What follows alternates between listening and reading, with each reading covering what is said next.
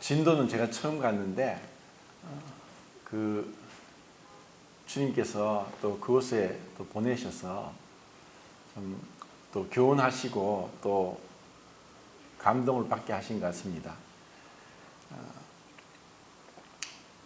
그곳에 이제 교회가 한 5년 정도 된 교회인데 전심 사역자는 없고 그 연세가 이제 70대 형제님이 농사일을 하면서 모임을 돌보고 있더라고요.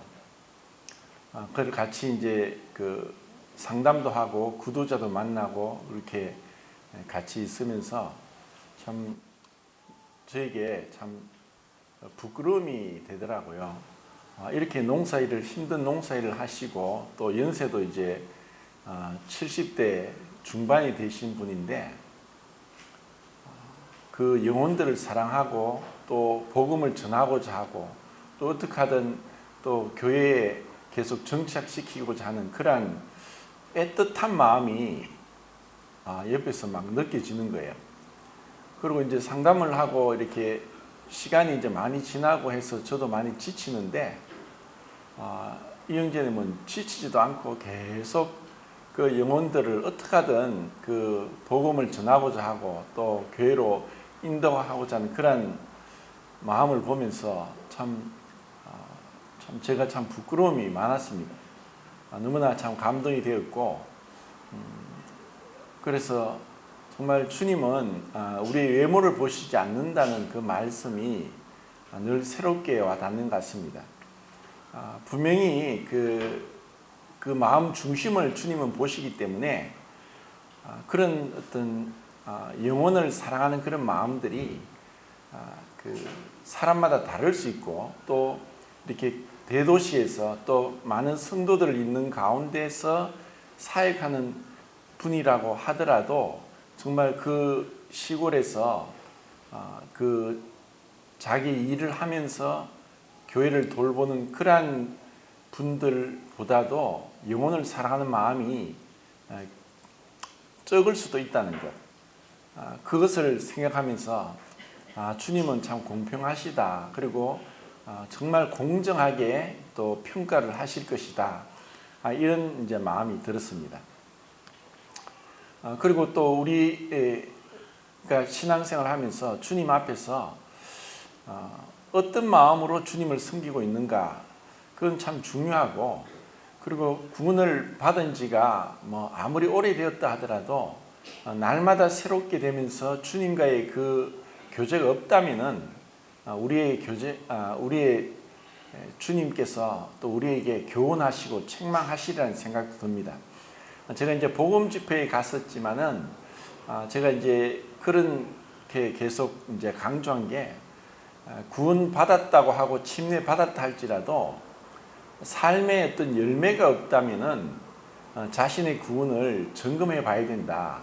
이단에 빠진 사람들은 절대로 자기가 구원받지 않았다고 생각하지 않고 뭐 정말 찰떡같이 자기는 구원받은 자라고 믿고 있다. 그렇기 때문에 그렇게 빠져서 다른 진리에 대해서 완전히 귀를 막고 눈을 감고 그렇게 완전 미친 듯이 그렇게 살아가고 있지 않는가. 정말 구원받은 자는 스스로 점검하고 내가 믿음이 있는가 시험하고 확정하고 하는 것을 그것이 정상이다. 그런데 구원받았다고 하면서 전혀 어떤 삶의 열매가 없다. 그 나무는 열매를 보고 아는데 열매가 없는데도 나는 그때 구원받았으니까 하면서 전혀 변화 없는 삶을 산다면은 그것은 그 큰 그 과오로 착오 가운데 떨어질 수 있다. 이런 이제 교제를 했습니다. 그래서 오늘은 그 요한복음 12장 2절부터 19절까지 해서 그 겸손, 순종, 죽음 그리고 구원이라는 제목으로 한번 살펴보겠습니다. 요한복음 12장 12절부터 16절까지 우선 읽겠습니다. 12장 12절부터 16절까지 시작.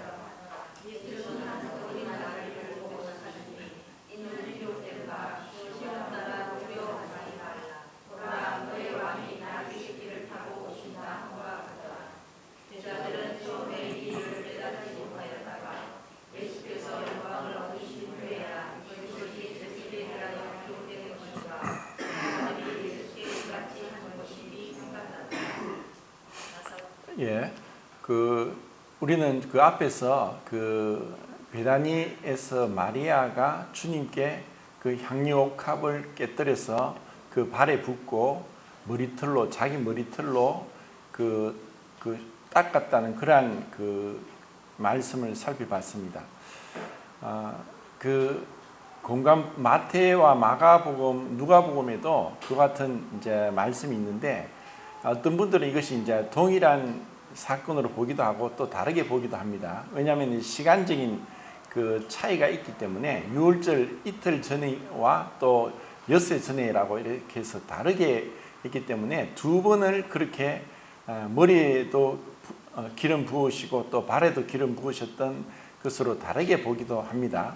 하여튼 주님께서 이미 죽으시기 전에 정말 그 말씀을 듣고 그 주님의 죽으심을 미리 장사 지내기 전에 주님께 합당한 예배를 드렸던 그런 이제 마리아를 생각하면은 말씀을 듣는 자에게 주님의 그 뜻을 헤아릴 수 있고, 그리고 때 늦지 않은 그러한 헌신을 할 수 있다는 것.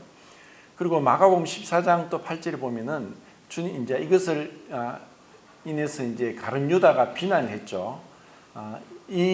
이렇게 허비하느냐? 주님께 부었던 그 향유 옥합이 300데나리온이나 되고 해서 그렇게 많은 액수의 그 향유를 어떻게 주님께 그렇게 허비하느냐라고 책망을 했을 때, 주님은 어떤 기분 나빠하시거나 또 그에 대한 어떤 원망이 전혀 없이 가만히 내둬라. 이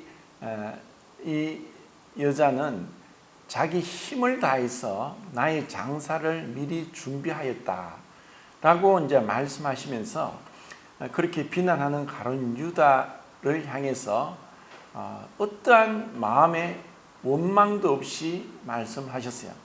힘을 다해서 그렇게 장사를 미리 준비했다는 그런 주님의 이제 말씀을 들을 때, 그 마리아의 그 헌신은 참으로 우리에게 주님을 우리가 어떻게 생각하느냐에 따라서 그분을 위한 헌신은 달라집니다.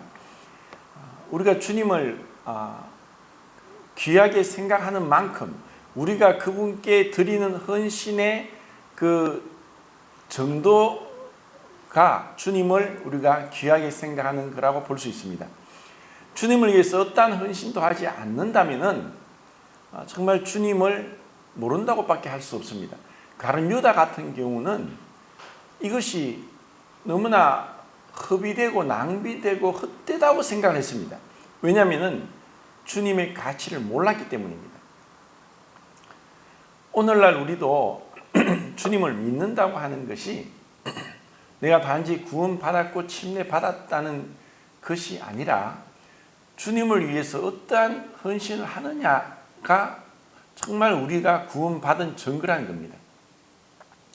어떠한 헌신도 없으면서 구원받았다고 말하는 자들.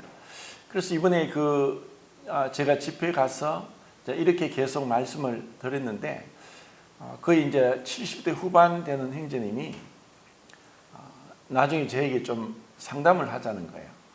그래서 이분이 이제 오래전에 구원받고 침례받고 이제 형제로서 선교 계시는데, 제 말씀을 듣다 보니까 정말 내가 구원받았는가, 내가 구원받지 않은 자가 아닌가, 내가 그때 오래전에 그 말씀을 들으면서 마음이 뜨거웠고, 그리고 내가 이제 침례를 받고 이제 교회 생활한 지 오래됐는데, 정말 그때 자기가 그게 구원인지 아닌지, 정말 그때는 온몸이 뜨거울 정도로 그렇게 말씀을 듣고 큰 이제 감동으로 받았었다. 그렇게 이제 이야기를 하는 거예요. 그래서 이미 오래된 일이고 그런 것을 제가 잘 모르겠지만, 마음이 뜨거워지고 온몸이 뜨거워지면서 이 말씀에 충격을 받고 내가 예수님을 믿어야 되겠다 해서 믿었다고 하는 것이 모두가 다 성령께서 죄를 깨닫게 해주시고 믿게 하는 것은 아닐 수 있다. 왜냐하면 마귀도 그렇게 속일 수 있기 때문에, 광명의 천사로 속일 수 있기 때문에, 그래서 단순히 오래전에 처음 로마서 말씀을 공부하면서 자기 마음에 일어났던 그런 감동들, 그리고 온몸에 있었던 그 전율, 그 뜨거움, 그러한 것이 진정으로 성령으로 인한 그 죄를 깨닫게 하고 구원받는 역사였다면은 그 이후에 분명히 삶의 변화가 있을 것이다. 그래서 제가 이제 질문을 했습니다.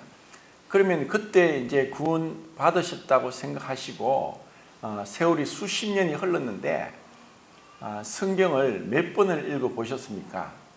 라고 제가 질문했습니다. 그런데 그분이 뭐라고 하냐면은 한 번도 안 읽었대요. 창세기부터 계시록까지 한 번도 읽어보지 않았다는 거예요. 그리고 사실 모임을 떠난 것도 아니고 이때까지 계속 모임 생활을 했었는데, 그런데 어떤 삶의 변화는 없다는 거죠. 그래서 정말 주님 앞에 기도하시고 스스로 점검해야 된다. 이것보다 중요한 것은 없다. 우리의 속담에 돌다리도 두들겨보고 걷느라고 했는데, 돌다리는 두들겨보고 만약에 이제 잘못 밟았어, 아니면 그게 고정이 안 되어서 물에 빠지면은 그 물에 빠져서 나와서 말리면 되는 일이다. 그런데 내가 만약에 구원 받았다고 생각했지만 그 구원이 거짓 구원이고 거짓 회심일 수도 있다. 그러면은 그때는 죽어서는 두 번 다시 기회가 없는 것이다. 이거는 생명의 문제고, 천국이냐 지옥이냐, 심판이냐 구원이냐 부활이냐 그 죽음이냐 하는 그 차이다. 이것은 너무나 큰 차이다. 자, 그렇게 교제를 했는데 정말 그 예배당에서 정말 이제 머리 숙여서 개인적으로 그렇게 기도하는 그러한 모습을 봤어요. 그리고 이제 제가 돌아오는데 모르는 전화번호로 전화 왔는데 그분이에요. 정말 고마웠다 하면서 좀 계속 교제해 주면 좋겠다 이렇게 얘기하시더라고요. 그래서 이제 계속 매일매일 또 교제를 하고 있는데, 가룟 유다는 주님과 같이 3년 반을 동거동락했습니다. 그리고 주님이 행하시는 그 기적들을 다 옆에서 직접 지켜본 사람입니다. 그리고 주님의 그 은혜로운 말씀들을 다 들었던 자입니다. 그럼에도 불구하고 가룟 유다는 구원받지 못했다는 거예요. 예수님을 직접 눈으로 보고 만지기도 하고 바로 가까이서 먹고 자고 따라다니면서 그렇게 함께 했음에도 불구하고 그것이 구원이 아닐 수도 있다는 거예요. 우리가 내가 구원받았다고 얘기하면서 모임 생활하고 또 예배를 드리고 그렇게 하지만 전혀 어떤 말씀에 대한 사모함, 말씀을 내가 읽어도 모르겠다. 우리가 사실 말씀을 읽고 다 안다고 하면 다 거짓말이죠. 저도 사실 아는 것보다 모르는 게 더 많고, 또 이것을 또 보고 또 읽고 또 암송도 하고 하지만 또 지나면 또 잊어버리고, 그리고 또 제가 말씀을 준비해서 설교도 하지만 또 제가 설교한 것도 나중에 지나면 내가 그랬나 하고 잊어버리는데, 이것을 그냥 듣기만 듣고 있으면서 내가 직접 주님과의 개인적인 은밀한, 그리고 단독으로 주님과의 독대의 시간을 가지면서 이 말씀 가운데 들어가지 않고 그분과의 그런 조용한 그 경건의 시간을 가지지 않으면서도 구원받았다고 착각할 수 있는 거예요. 그런 자들에게는 어떤 사실 헌신도 없어요. 그리고 다른 분들이 어떻게 열심히 내는데 그것에 대해서 판단만 해요. 그리고 말씀이 없기 때문에 세상 얘기는 청산유수처럼 얘기를 하지만 정작 하나님 말씀을 내가 교제하는 데 있어서는 너무나 그 전혀 그러한 어떤 모습이 보이지 않을 수도 있다는 거죠. 자, 그런 것을 생각하면서 이제 주님께서 이 마지막 그 공생의 마지막 주간 그 십자가에 달리시기 전에 예루살렘에 입성을 하십니다. 근데 이 장면을 그 복음서에 다 나와요. 4개 복음서에 다 나오는데 이것을 저는 이제 읽고 또 많이 이제 설교를 했는데 이상하게 이 부분을 읽을 때마다 또 교제할 때마다 참 이게 눈물이 나는 것을 어떻게 금할 수가 없어요. 정말 너무나 이런 모습이 왜 제가 이제 이것을 또 이전에 제가 교제를 하면서 눈물이 났던 것들을 생각해 보니까 너무나 이게 초라한 모습이에요. 나귀라는 그 정말 짐을 싣고 다니는 그 나귀에 주님이 타셨는데 그 사람들 여기 보면 이제 마태복음 어린 아이들도 막 호산나 호산나 구원하소서 구원하소서 그래 소리치고 그렇게 하니까 바리새인들이 아니 저렇게 어린아이가 소리치는 것 좀 금할 수 없냐 하고 이렇게까지 주님을 향해서 비난의 목소리가 막 나왔어요. 그때 주님이 이제 시편 8편 말씀을 인용하면서 이 어린아이와 젖먹이의 입으로 그 찬미를 온전하게 하셨다는 그런 이제 말씀을 주님이 하시잖아요. 근데 그러한 자들의 냄새나는 옷을 그 등에 얹고 그 위에 앉으시고 그리고 그 앞에는 종려나무 가지를 흔들고 그 가지를 밑에 깔면서 사람들이 이제 드디어 우리가 원하는 구세주, 구원주가 오셨다 하면서 그들은 다들 호산나 호산나 찬송하고 그렇게 하지만 이 모습은 실제로 그 유대인의 그 종교 지도자들이나 또 그 랍비나 아니면은 그 서기관 바리새인들이 봤을 때 정말 어린 아이들 장난하는 것도 아니고 너무나 초라하고 보잘것없는 너무나 볼품없는 그런 모습인 거예요. 그런데 주님은 왜 그렇게 하셨을까? 왜 그렇게 너무나 초라한 모습으로 그렇게 오셔야 됐는가? 실제로 요한계시록 19장 11절부터 보면은 주님이 백마 타고 오신다고 했어요. 그리고 그분은 만왕의 왕이요 만주의 주다. 그러면서 그분이 심판주로서 오시는데 그 말을 타고 온다는 것은 사실 왕으로서의 그 위풍당당한 그리고 통치하는 것과 다스리는 이 지배권을 가지고 있는 그러한 위엄을 가지고 말을 타고 들어오셔야 될 분인데 이 낙이라는 너무나 초라한 그것도 낙이 새끼를 그것도 그분의 것이 아니라 이 제자 2명을 시켜서 가서 낙이 새끼가 있으면 풀어오느라. 그래서 주인이 왜 내 나귀를 풀어오냐 하면은 한마디만 하면 된다. 주가 쓰시겠다. 주가 쓰시겠다. 결국 그 나귀 새끼의 주인이 예수님인 거예요. 예수님이 주가 쓰시겠다 하면 그냥 보내줄 거다. 그렇게 해서 그 나귀를 타고 들어가시는데 너무나 보잘것없는 거예요. 얼마나 참 그 눈물이 납니까? 그런데 주님은 정작 말을 타고 그들을 통치하셔야 될 왕이신데 이렇게 오시는 이유는 몇 가지 있습니다. 먼저는 스가랴 9장 9절에 그분은 겸손하여서 나귀의 새끼를 타신다라고 말씀하세요. 주님이 그렇게 하신 것은 첫 번째는 순종입니다. 무슨 순종입니까? 아버지 말씀에 기록된 대로 예언한 것을 성취하기 위해서 주님은 오신 거예요.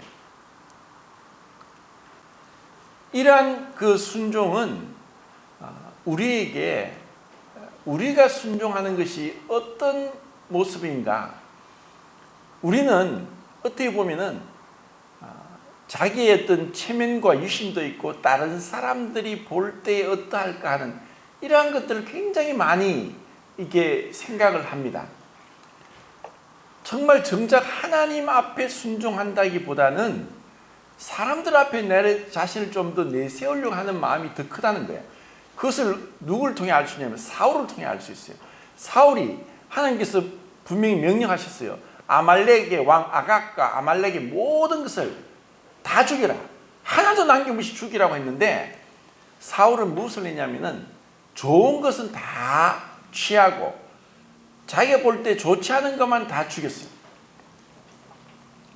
이것으로 인해서 하나님은 사무엘을 통해서 사울 왕을 이제 버리셨다라고 하셨는데, 그런데 사울은 끝까지 나를 백성들 앞에서 높여주십시오, 나를 높여달라는 그런 얘기를 하는 거예요. 백성들 앞에서 자기가 이제 하나님 말씀에 불순종해서 하나님이 버리셨다고 하는 그 하나님이 버리셨다고 하는데도 하나님이 버리신 것보다는 백성들 앞에서 자기가 낮아지고 그렇게 버림받았다는 인상을 주지 않고 여전히 왕으로서 대우해주고 높여달라고 요청하는 거예요. 이것이 어떻게 보면 사울의 그 불신이고, 지금 우리에게도 하나님 앞에서 인정받는 것보다 사람 앞에 인정받기를 원하는 거예요. 바울도 데살로니가 그 전서에서 그랬죠. 나는 사람을 기쁘게 하지 않고 하나님을 기쁘게 한다. 만약에 사람을 기쁘게 하는 자였으면 하나님 종이 아니다라는 거예요. 주님이 그렇게 나귀를 타신 것은 첫 번째는 겸손이죠. 왕으로서 그분은 마땅히 말을 타고 정복자로서 왕으로서 또 지배권을 가진 통치권을 가지고 심판하시는 분으로 오셔야 될 그분이 겸손하여 나귀를 타셨다. 그분은 철저하게 낮아지신 분이에요. 하나님과 동등됨을 취할 것을 여기지 않고 자기를 낮추어 종의 형체를 가지고 사람의 모양으로 오셨고 죽기까지 복종하셨다. 주님은 철저하게 자기를 그렇게 낮추신 거예요. 우리가 왜 죄를 범하게 되느냐? 그 죄의 근본은 교만입니다. 감히 인간이 하나님과 같이 되고자 했던 거예요. 하나님과 같이 된다, 선악을 알게 하는 걸 먹는 동기는 뭐냐? 이것을 먹고 내가 하나님 같이 되고자 했던 거예요. 이것은 우리 모두에게 아담의 후손들이 다 이 교만이 깊이 뿌리 깊게 결코 없어지지 않는 교만이 우리에게 깊숙이 숨겨져 있는 거예요. 그런데 주님은 하나님이시면서도 이렇게까지 자기를 낮추시면서 이후에 13장에 가면 그 제자들의 발을 씻기기까지, 결국은 십자가에 죽기까지 하신 거예요. 그런 겸손과 순종을 그리고 죽음을 통해서 우리에게 이 놀라운 구원이 이루어지는 거예요. 자, 그 뒤에 갈라디아서 5장을 한번 보겠습니다. 5장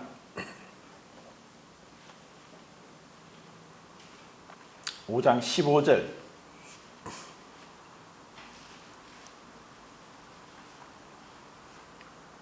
읽겠습니다. 시작.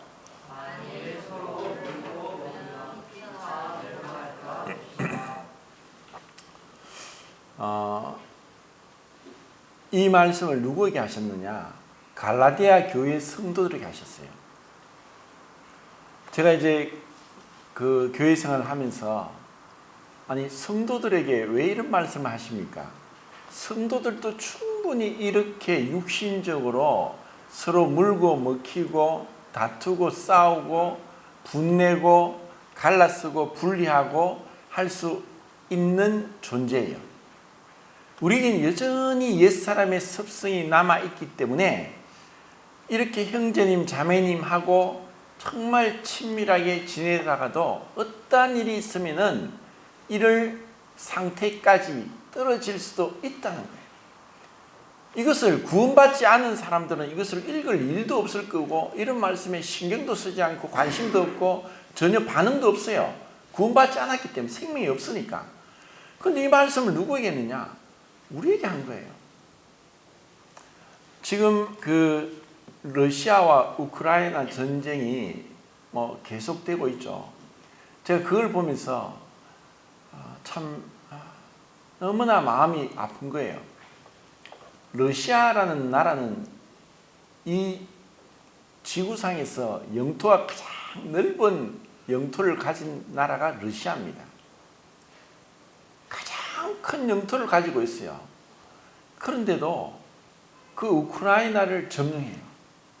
분명히 이제 서로에게 어떤 이해관계가 다 접목되어 있고, 우크라이나는 러시아의 침략을 막아내는 거고, 또 러시아는 나토에 가입을 하면은, 나토에 가입한 나라가 그 28개고 미국하고 29개 나라인데 200년 동안 나토에 가입 안 했던 스웨덴도 나토에 가입했어요.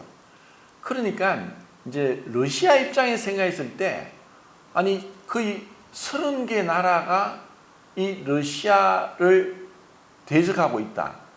그런데 우크라이나마저도 나토에 가입하려고 하니까 참을 수 없다 해서 10년 전에는 크림반도를 침략했고, 그리고 이번에 이제 우크라이나를 침략한 거예요. 그러니까 우크라이나는 그것을 우리의 영토를 왜 침략하냐고 싸우는데 지금까지 계속 싸우고 있어요. 사실 중재가 되기가 힘들어요.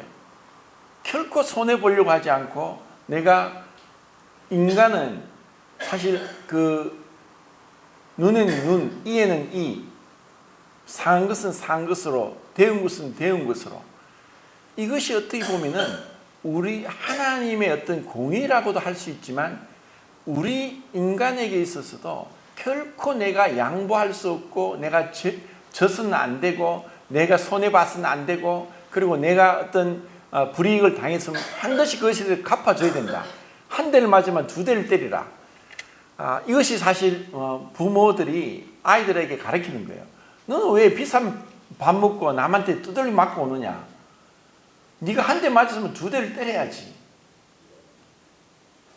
그리고 지금 세상은 어떤 부분에서는 냉정한 자본주의 사회에서 이 돈으로 인해서 사람을 죽이기도 하고, 또 그것으로 인해서 이 온갖 그 희노애락이 다 이 돈 때문에 일어나는 거예요.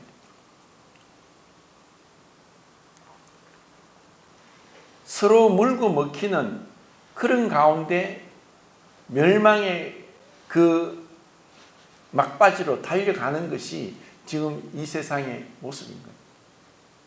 이런 세상에서 주님의 가르침은 완전히 우리의 생각, 우리의 어떤 그 인간적인 그 생각과 상식을 완전히 벗어나는 거예요. 어떻게 하나님께서 모든 것을 하실 수 있는 분께서 왜 이렇게까지 낮아지셔야 되느냐? 마치 힘없이, 그렇게 초라하게 볼품없이 왜 이렇게 하셔야 되는가? 주님께서 이렇게 하지 않았다면 우리 중에 구원받을 자가 아무도 없다는 것입니다. 그 앞에 14절 한번 읽어볼까요? 14절. 13절, 14절 두 절을 읽겠습니다. 시작.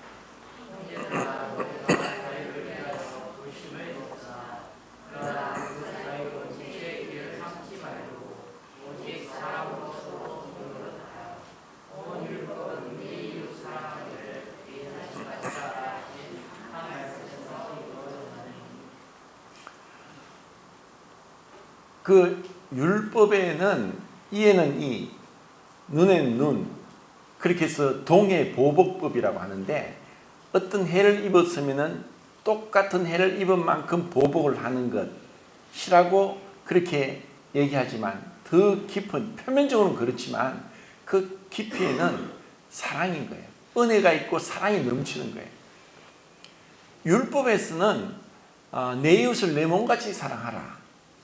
우리가 자유를 위해서 부름을 받았지만 그 자유로 육체의 기회를 삼지 말고 사랑으로 종로하라.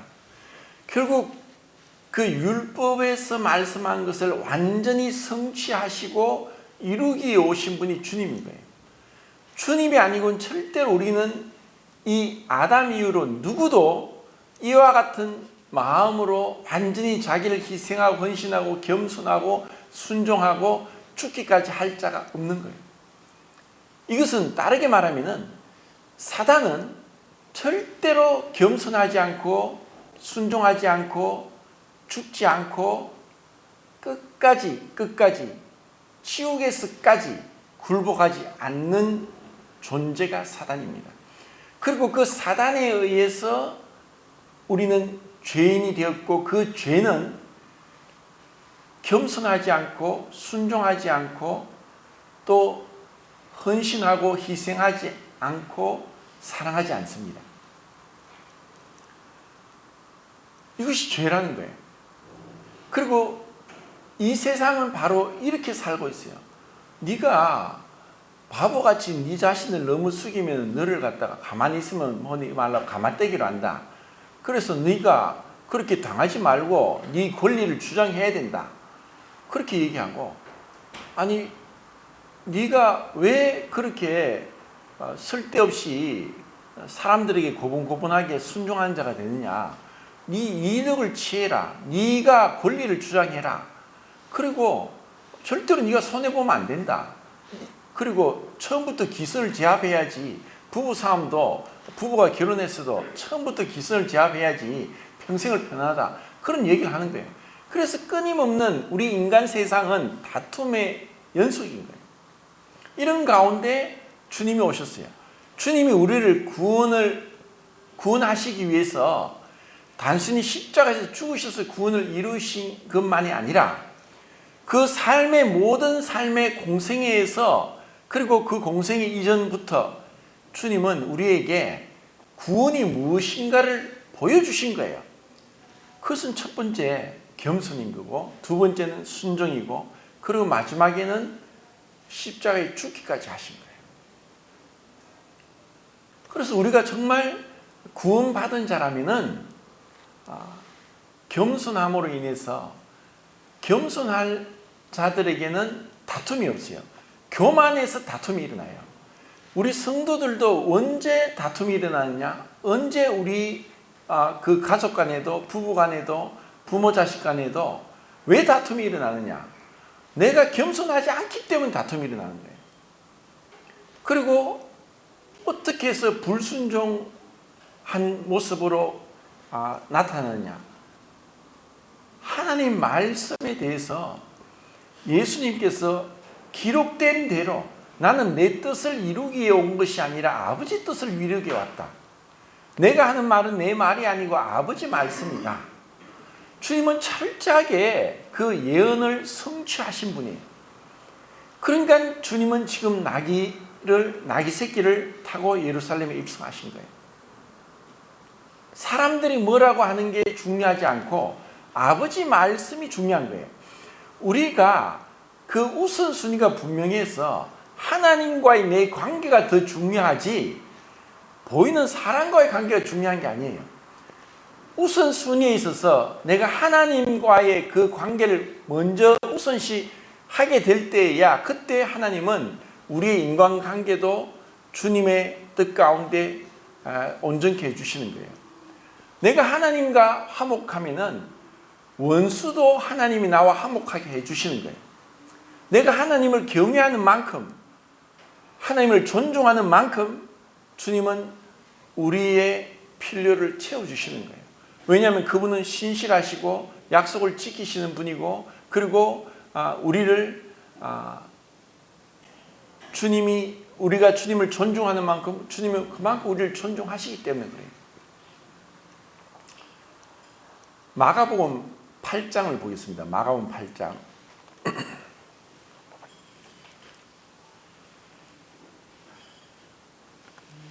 34절 35절. 지난 수요일 날 제가 찾지는 않고 이 말씀을 이제 지난주에 그 교제했었는데 34절 35절 읽겠습니다. 시작. 우리와 제자를 불러내시되 누구든지 나를 따르거든 자기를 부인하고 자기 십자가를 지고 나를 따를 것이니라. 누구든지 자기 목숨을 구원하고자 하면 부실 것이요 누구든지 나와 복음을 위하여 자, 이 말씀이 마태복음 16장에도 또 21장에도 누가복음 9장에도 이 말씀이 있어요. 베드로가 주는 그리스도시요 살아계신 하나님의 아들이다라고 고백도 했지만 그때 주님은 바요나 시므나 네가 복이 있도다 이를 네게 알게 하시는 혈육이 아니라 하늘에 계신 네 아버지시니라 라고 하시고 주님께서 대제사장과 장로들에게 잡혀 고난을 받고 죽으시고 3일 만에 부활할 것이다 라고 말씀하셨는데 그때 베드로가 아닙니다. 그렇게 할 수 없습니다. 이렇게 베드로는 왜 주님이 고난받고 죽으셔야 됩니까? 그리고 죽으시고 부활하셔야 된다고 제자들이 가르치셨는데 베드로는 아닙니다. 고난 받으시면 안 됩니다. 죽으시면 안 됩니다. 하고 막았을 때 주님은 바로 사단아 물러가라. 너는 나를 넘어지게 하는 자다. 그 말씀을 하시고 이 말씀을 하는 거예요. 자, 베드로에게 이런 놀라운 신앙 고백이 있었죠. 주는 그리스도시요 하나님의 아들입니다. 살아계신 하나님의 아들입니다. 그리고 주님도 칭찬하셨죠. 이를 네게 알게 하니는 혈육이 아니고 하늘에 계신 내 아버지께서 알게 하셨다. 사실 우리가 똑같은 육체를 입고 오신 그 예수님의 모습은 우리와 다를 게 없어요. 똑같아요.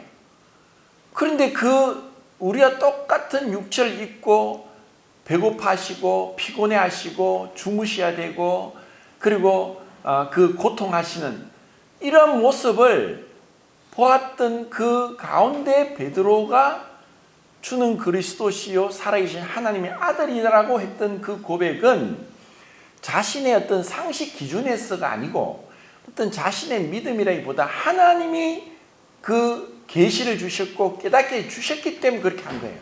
그런 자일지라도 주님께서 고난받으시고 죽으셔야 된다는 것에 대해서 강하게 그러면 안 된다고 한 말을 곧바로 한 거예요. 그러니까 우리가 구원받았다 할지라도 주님 앞에 이 말씀처럼 자기를 부인하고 자기 십자가를 지지 않고서는 주님을 따라갈 수 없고 주님의 그 모습이 형상이 나타나지도 못하고 성화되지도 못하는 거예요. 그리고 주님이 만약 내가 생명을 잃지 않고 생명을 계속 지키려고 하면은 잃어버릴 것이지만 나와 복음을 위해서 자기의 생명을 잃으면 주님이 구원하신다는 거예요. 우리가 주님과 복음, 주님과 주님의 교회, 그리고 주님의 말씀, 이 구원의 복음, 이 생명의 말씀을 지키고 순종하고 이 말씀 때문에 내가 불이익을 당하고 또 내가 많은 공경을 당하고 사람들에게 어떤 손가락질도 받고 비난을 받을지라도 내가 주님의 말씀과 복음과 교회를 위해서 헌신하는 데 있어서 내 자신을 드린다면은 내가 내 자신을 구원하는 것이 아니라 주님이 구원하시는 거예요. 이런 말씀에 대해서 우리가 확신을 가지게 되면은 우리는 누가 뭐라고 하더라도 주님 앞에 마리아가 향유컵을 깨뜨린 것처럼 정말 주님의 가치를 알고 주님의 말씀에 대한 신실함과 그분의 위대하심을 아는 만큼 우리는 헌신할 수 있고 주님이 받으시는 거예요. 그래서 이런 가운데 주님과의 관계가 분명히 되어 있을 때는 내가 어떤 어려움이 오더라도 주님 앞에 기도할 수 있고 담대함을 얻을 수 있고 그리고 주님의 놀라운 은혜를 입게 된다는 거예요.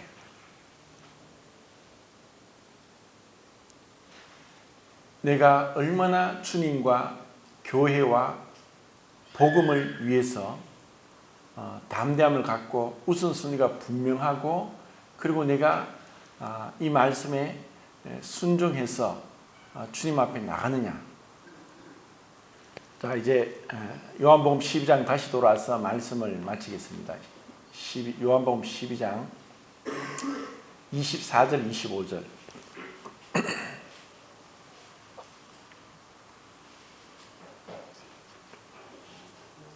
읽겠습니다. 시작.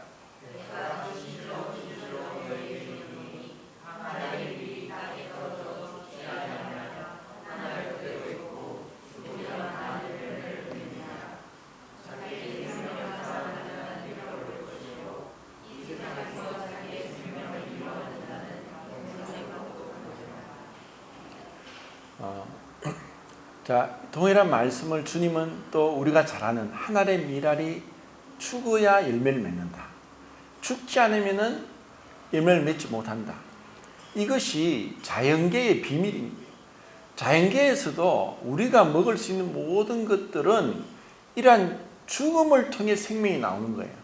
우리의 그 부활의 생명이 내가 죽음과 그리스도와 함께 연합된 자로 죽은 자이고 또 내 자신을 부인하고 또 말씀과 복음과 교회와 주님을 위해서 내 자신을 희생하고 순종할 때에 주님께서 우리에게 주님으로부터 오는 생명과 능력과 승리를 그리고 기쁨을 주시는 거예요. 우리가 우리 것을 잃어버리지 않고 끝까지 붙들고 있는 게 우리의 죄고 아담의 본성이고 마귀가 그렇게 하는 거예요.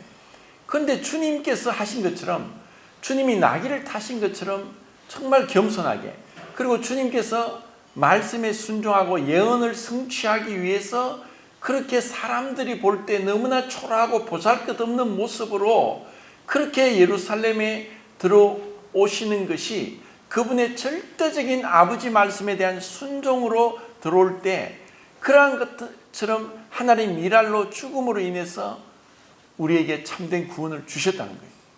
그래서 26절 읽겠습니다. 26절 시작.